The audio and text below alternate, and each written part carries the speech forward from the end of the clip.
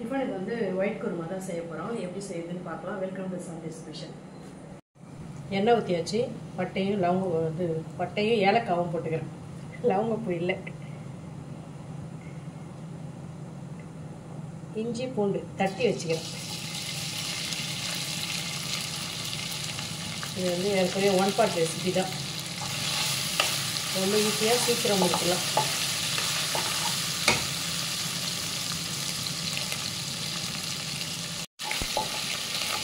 இது கொஞ்சம் வதங்கிடுச்சு.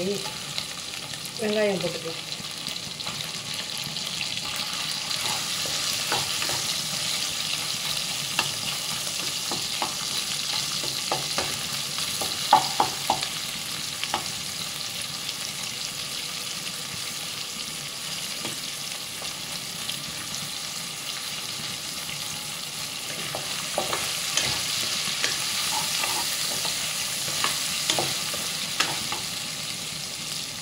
ஒரே ஒரு தக்காளி.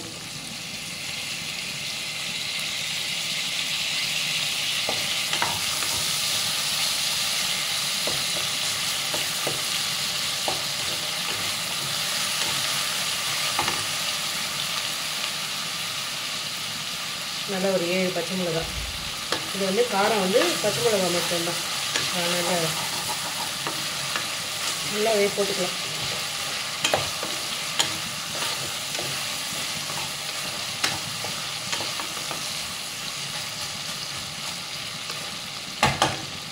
காயெல்லாம் போட்டுக்கலாம். பீன்ஸு, கேரட்டு, உருளைக்கிழங்கு.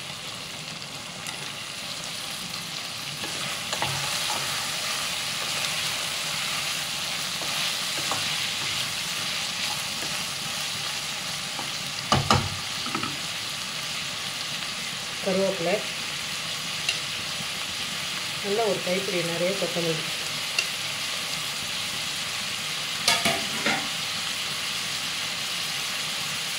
உப்பு தேவையான அளவு போட்டுக்கலாம்.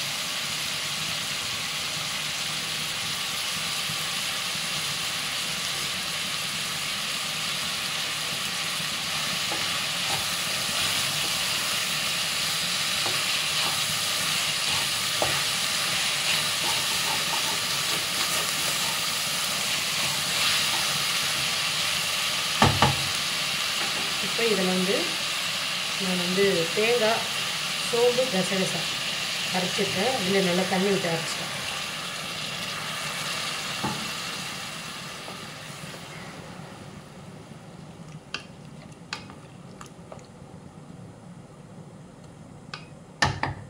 இன்னும் கொஞ்சம் தண்ணி ஊற்றிக்கலாம்.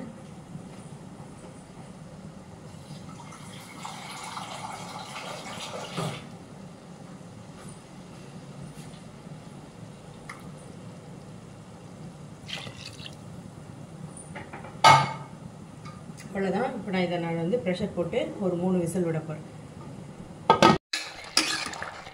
காயெல்லாம் வெந்துடுச்சு. குழம்பு ரெடி ஆகிடுச்சு. இப்போ ஆஃப் பண்ணிக்கலாம். அதுக்கு முன்னாடி உப்பு காரம் பார்த்துக்கலாம்.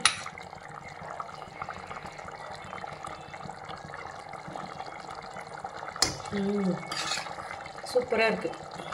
காரமும் சரியாக இருக்குது. வேணுன்னா மிளகுத்தூள் போட்டுக்கலாம். ஆனால் எனக்கு இந்த காரமே சரியாக இருக்குது. ஆஃப் பண்ணிக்கலாம்.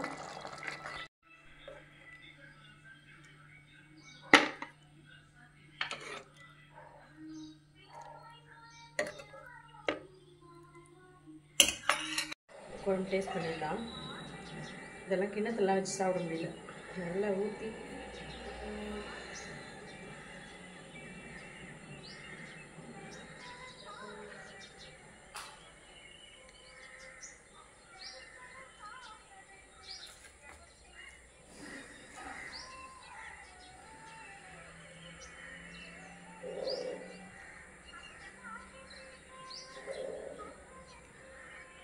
எப்படி இது டேஸ்ட்? நல்ல டேஸ்ட்டு. சூப்பராக வந்திருக்கு. ட்ரை பண்ணி பாருங்கள். பிடிச்சிருந்தா லைக் பண்ணுங்கள். தேங்க்யூ.